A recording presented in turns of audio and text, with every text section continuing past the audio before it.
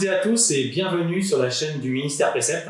Et donc j'ai avec moi mon ami et frère, le pasteur Picard. Nous allons ensemble étudier, bien sûr avec vous, le chapitre 3 de l'évangile de Jean à travers ce livre qui a donc été élaboré par le Ministère Précepte. Dieu es-tu là? C'est aussi un outil puisque vous pouvez l'utiliser afin d'étudier la parole de Dieu avec d'autres personnes. Ça peut être avec des amis, ça peut être en famille. Et c'est ce que nous allons faire donc ensemble ce matin. Et bien nous allons entrer dans le vif du sujet. Nous allons donc étudier le chapitre 3. Mais il y eut un homme d'entre les pharisiens. Donc homme, bien sûr, il s'agit de Nicodème. Donc, nous allons le colorier en bleu, nommé Nicodème. Donc on colorie en bleu Nicodème, un chef des Juifs, qui vint lui, auprès de Jésus. Jésus, nous allons le colorier en jaune, de nuit. Et lui dit, donc lui, Rabbi, donc Rabbi, il s'agit de Jésus, on le colorie en jaune. Nous savons que tu es un docteur venu de Dieu. Donc en jaune, docteur venu de Dieu, nous pouvons aussi le colorier en jaune.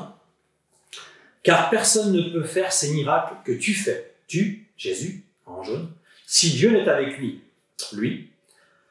Verset 3, Jésus, donc en jaune, lui répondit, en vérité, je te le dis. Donc Jésus, en jaune, c'est Nicodème, donc en bleu, le dit. Si un homme ne naît de nouveau, il ne peut voir le royaume de Dieu. Nicodème, on colorie en bleu, lui dit, donc Jésus, en jaune, comment un homme peut-il naître quand il est vieux? Peut-il entrer dans le sein de sa mère et naître? Jésus répondit, donc Jésus, jaune, en vérité, je te le dis. Donc toujours Jésus, c'est Nicodème, en bleu, le dit, si un homme ne naît d'eau et d'esprit, il ne peut entrer dans le royaume de Dieu. Ce qui est né de la chair est chair, et ce qui est né de l'esprit est esprit.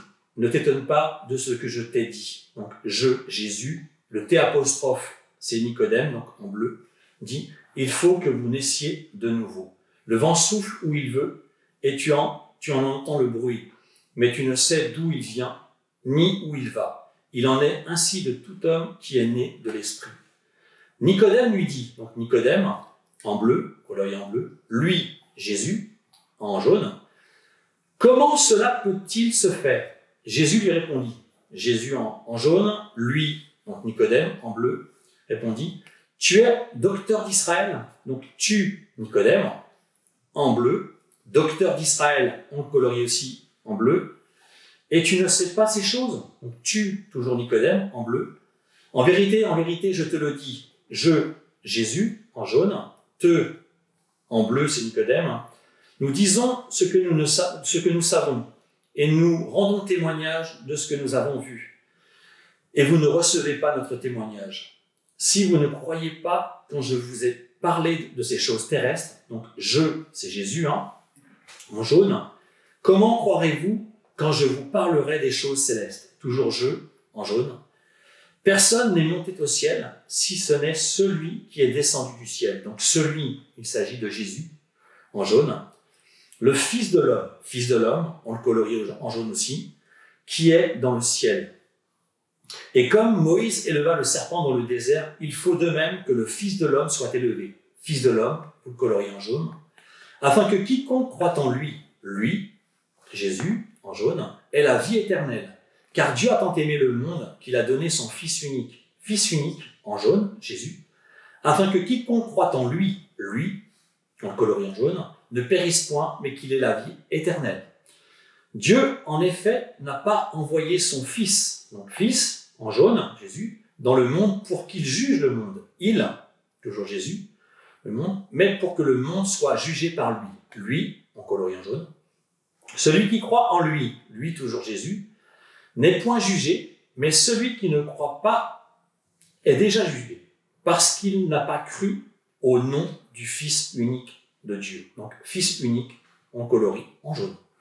Et ce jugement est que la lumière étant venue dans le monde, on peut mettre aussi en jaune la lumière, puisqu'il s'agit de Jésus.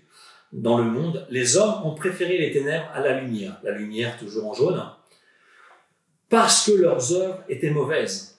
Car quiconque fait le mal est la lumière toujours en jaune, et ne vient point à la lumière, toujours lumière en jaune, de peur que ses œuvres ne soient dévoilées. Mais celui qui agit selon la vérité vient à la lumière toujours Jésus, afin que ses œuvres soient manifestées parce qu'elles sont faites en Dieu. Amen. Amen. Amen. Un texte très très riche. Alléluia. Donc, en ayant fait ce travail, un travail qui est fastidieux, mais nous observons justement ces personnages, nous savons où ils sont placés dans le texte, parce qu'on les a donc marqués, on les a coloriés. Pour Jésus en jaune et pour Nicodème en bleu. Le passage que nous avons lu parle de Nicodème comme un docteur de la loi, un pharisien. C'est vrai. Jésus le dit au verset 10, justement, tu es docteur d'Israël. Voilà. Et quand on parle de docteur, déjà même dans la médecine, tu peux aller à l'hôpital, quand tu vois les infirmiers et que le mal persiste, tu cherches à voir les docteurs. Donc, un docteur de la loi, un pharisien. Et on sait que les pharisiens, ce sont les religieux, et puis ils sont religieux, et puis ils sont aussi dans la politique. C'est les gens qui s'occupent de l'administration du peuple juif. Ils font partie du Sanhédrin qui est un gouvernement qui est composé de 71 personnes. Ça a pris son origine au temps de Moïse. Oui. Au temps de Moïse. Et vous allez voir dans Exode 18. Dans Exode 18, où Moïse faisait seul le travail.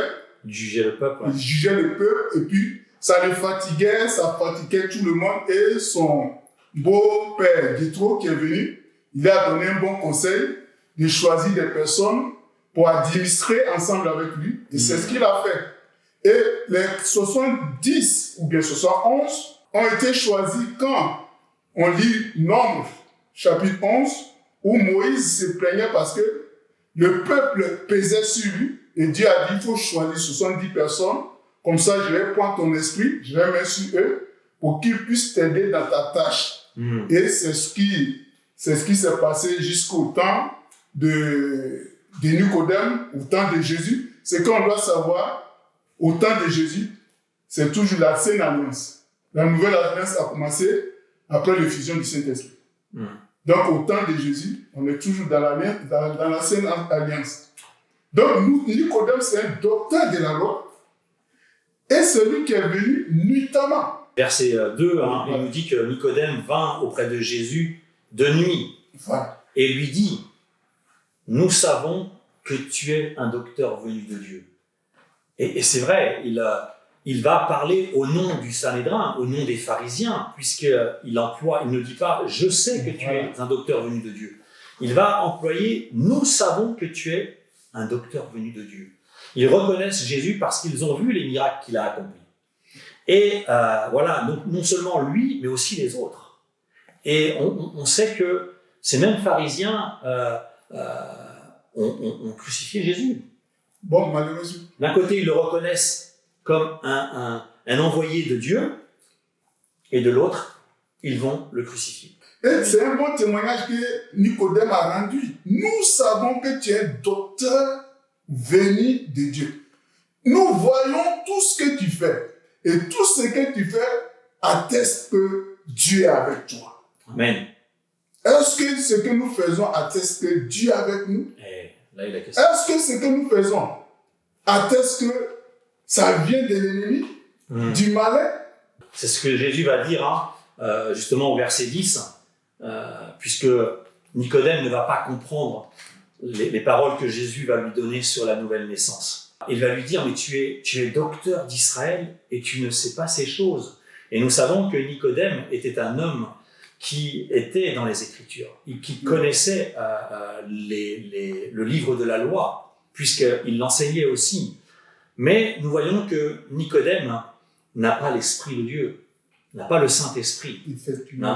Et d'ailleurs, le Saint-Esprit va venir après que Jésus va être glorifié. Amen. Il va le promettre à tous les disciples.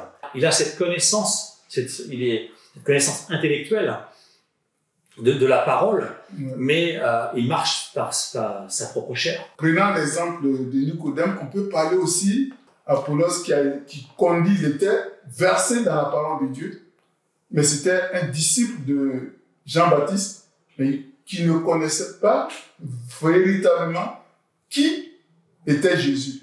Et c'est Priscille et Aquilas qui l'ont conduit dans la voie du Seigneur. Amen.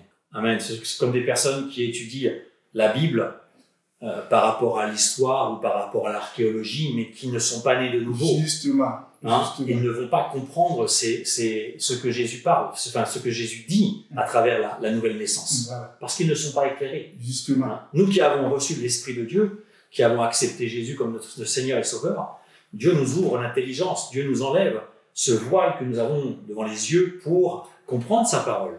Amen. Qu'est-ce qu'on peut dire encore sur ce Nicodème, Pasteur Picard? Ce Nicodème, comme je l'ai dit, c'est quelqu'un qui est, pour moi, qui est humble. Il est humble. Lui-même étant docteur de la loi. Oui, qui a un poste. Combien de fois notre ego prend le dessus? Et Nicodème vient, il s'humilie. Oui. Il cherche à savoir ce qu'il ne sait pas. Voyez l'âge de Jésus. Jésus, peut-être à cette époque, il a la trentaine. Et un vieux comme Nicodème qui vient, il s'est caché.